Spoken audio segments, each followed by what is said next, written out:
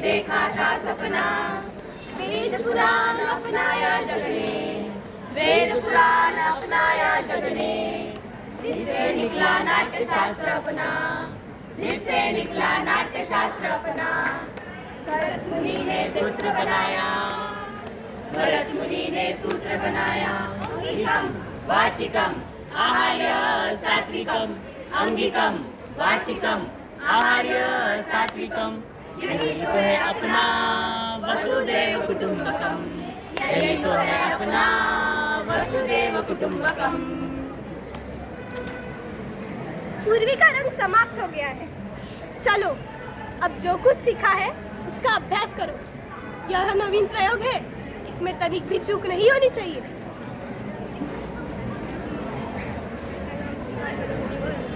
स्वीकार करें सदा स्नेही बने। कहे ऋषिगण, किस प्रयोजन से आना हुआ? हे मुनिवर, जब से आपने नाट्य शास्त्र की रचना की है, हमारे हृदय में कई प्रकार के प्रश्न उठ रहे हैं। उसी का उत्तर हम उसी के उत्तर के लिए आपके पास आए। पूछे, निसंकोच पूछे। गुरुदेव, नाट्यशास्त्र की उत्पत्ति कैसे हुई? इसका उद्देश्य क्या है? आपने बहुत अच्छा प्रश्न किया है। यह प्रश्न केवल नाटक को नहीं, बल्कि जीवन के सार समझने का माध्यम है। जब त्रेता युग में मनुष्य काम और लोभ से विषीभूत होकर अधर्म और संघर्ष के मार्ग पर बढ़ रहा था, तभी इंद्र ने ब्रह्मा जी से प्रार्थना की कि कोई ऐसा माध्यम जिसमें देखना और सुनना एक साथ हो, जिससे मनुष्य अर्थ, धर्म, काम और मोक्ष के मार्ग पर लौट सके। उसी के लिए ब्रह्मा जगत पिता ने नाट्य शास्त्र की उत्पत्ति की थी। जिसके प्रयोग का शास्त्र नाट्य शास्त्र है। साधो साधो।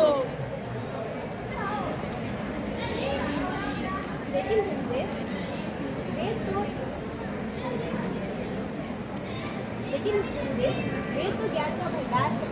जगत का रहस्य छिपा है इनमें। वे स्वयं के उद्देश्य की पूर्ति के लिए पर्याप्त थे। फिर ये नया वेद क्यों? इसीलिए ताकि वो सभी जन के लिए सुलभ, सामान्य जन के लिए नाटक के माध्यम से उन्हें शिक्षा के मार्ग पर, धर्म के मार्ग पर ले जा सके। इसीलिए इसी उद्देश्य के साथ ब्रह्मा जी ने नाट्य शास्त्र की रचना की है। चारों वेदों के तत्व में क्या है गुरुदेव? नाटक में ये जो पाठ सुन रहे हैं आप, इसे ब्रह्मा जी ने ऋग्वेद से लिया है। इस सुंदर गान का आधार सामवेद है। यजुर्वेद से अभिनय और अथर्ववेद से रस लिया गया है। चारों वेदों को अंगों को लेकर नाट्य शास्त्र की उत्पत्ति की गई है। गुरुदेव, तो क्या नाटक केवल देवताओं के लिए बनाया गया है? नहीं, यही संशय दानवों ने ब्रह्मा जी के सामने रखा था। तब ब्रह्मा जी ने उत्तर दिया था कि नाट्य शास्त्र तो सभी के लिए है। देवताओं, दानवों और मनुष्य के समस्त शुभ और अशुभ कर्मों को दिखलाने वाला है। इस शास्त्र में तो त्रिलोकी अनुकीर्तन है। नाटक तो दुख से, थकावट से, शोक से पीड़ित लोगों को विश्राम देने वाला है। इसमें तो समस्त रस, समस्त भाव, समस्त शास्त्रों, शिल्पों और कार्यों का सन्निवेश है। ऐसा कोई ज्ञान नहीं, ऐसा कोई कार्य नहीं जो नाटक में ना दिखे। अद्भुत। समस्त सृष्टि का समावेश, लौकिक और अलौकिक भी, बहुत अद्भुत। सारे प्राणियों के भावों का प्रतिनिधि। हाँ ऋषिगण, नाट्य को समस्त कलाओं का उद्गम कह सकते हैं, या फिर कह सकते हैं समस्त कलाओं का संगम। मुनिवर, नाट्य कला तो अद्भुत कला है। इतना ही जरूरी है जितना जीवित रहने के लिए सांस लेना। फिर हमारा समाज इसे गंभीरता से क्यों नहीं लेता? कला कर्म को अनावश्यक, अनपेक्षित क्यों समझता है? हम तो कलाकार, नीति के नियंता नहीं। कला कर्म करना हमारा धर्म है। हमारे विषय में, हमारी कला के विषय में तो नीति नियंताओं को विचार करना होगा। प्रयोग के साधन और अवसर उपलब्ध कराने होंगे। नाटक केवल कला नहीं है, यह समाज का दर्पण है। यह मानवता को सत्य के मार्ग पर ले जा सकने वाला साधन है। रंगमंच जाति, भौगोलिक सीमा से परे जाकर समग्रता की, मानवीयता की बात करता है। आज भी रंगमंच समाज के विषय में परिस्थितियों को दूर करने का, समाज में समता का भाव लेकर आता है। ये भाव निसंदेह धरती को स्वर्ग बना सकता है। निसंदेह मुनिवर, कला ही समाज को पशुओं का समाज बना है।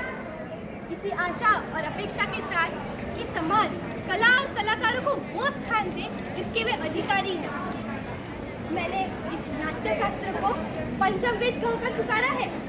पंचम वेद, समस्त वेदों का ज्ञान। ऋषिगण, मेरे रंगकर्मी पुत्र ने आपके स्वागत के लिए अपनी प्रस्तुतियां तैयार की है। आपकी प्रतीक्षा कर रहे हैं। चलिए चलकर उस कला का आनंद लेते हैं।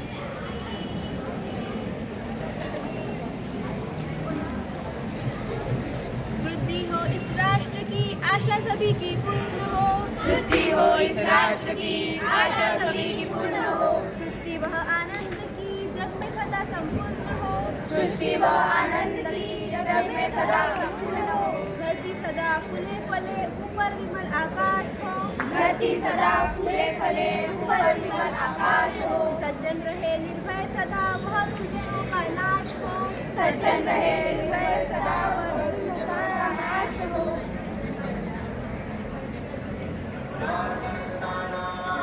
वंदे मातरम,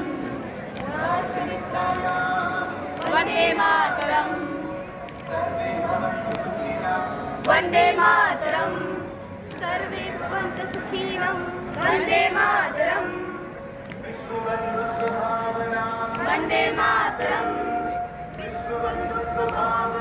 वंदे मातरम, वंदे मातरम, वंदे मातरम, वंदे मातरम, वंदे मातरम, वंदे मातरम, वंदे मातरम, वंदे मातरम, वंदे मातरम, वंदे मातरम, वंदे मातरम, वंदे मातरम, वंदे मातरम, वंदे मातरम, वंदे मातरम, वंदे मातरम, वंदे मातरम, वंदे मातरम,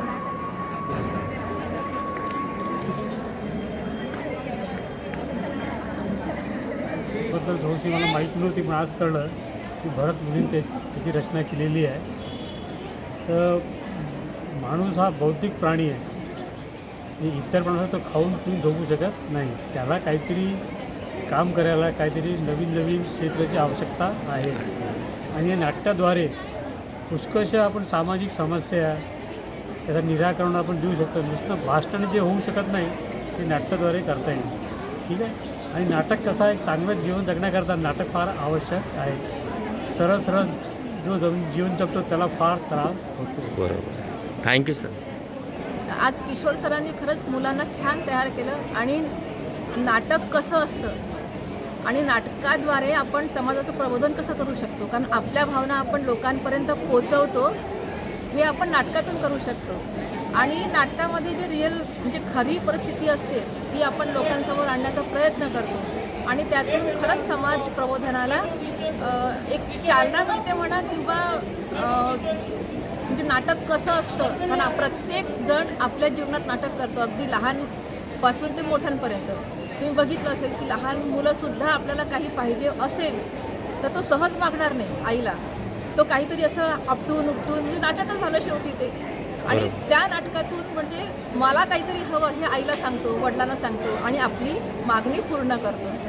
म्हणून प्रत्येक जण आपल्या जीवनामध्ये नाटक करतोच. आणि नाटक हे असायलाच हवं, कारण मुलांनासुद्धा किंवा मोठ्यांनासुद्धा रंगमंच मिळाला की त्या रंगमंचातून एक वेगळी एनर्जी मिळते. आणि त्या एनर्जीतून आपण लोकांना काय सांगू शकतो यातून आपल्याला विश्वाससुद्धा निर्माण होतो. आणि आपल्याला आपला विश्वास निर्माण होऊन आपण किती विश्वास आहे आपला स्वतःवर तो आपण सांगू शकतो.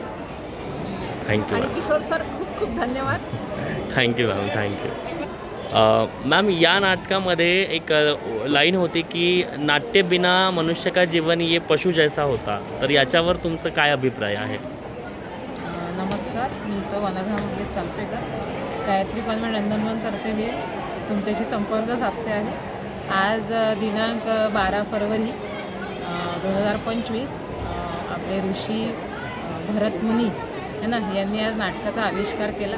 तर त्यानिमित्ताने मला वाटतं आम्ही जे आत्ता पथनाट्य पाहिलं आहे तर खूप सुंदर मुलांनी आज तिथे प्रस्तुतीकरण केलं. थोडीफार माहिती आम्हाला पण नाट्याविषयी मिळाली. आणि मला असं वाटतं की कसं असतं की आपल्याला समाजाला कोणता काही मेसेज म्हणा किंवा आपल्याला काही सांगायचं असेल तर आपण असं प्रत्येकाला जाऊन सांगू शकत नाही है ना.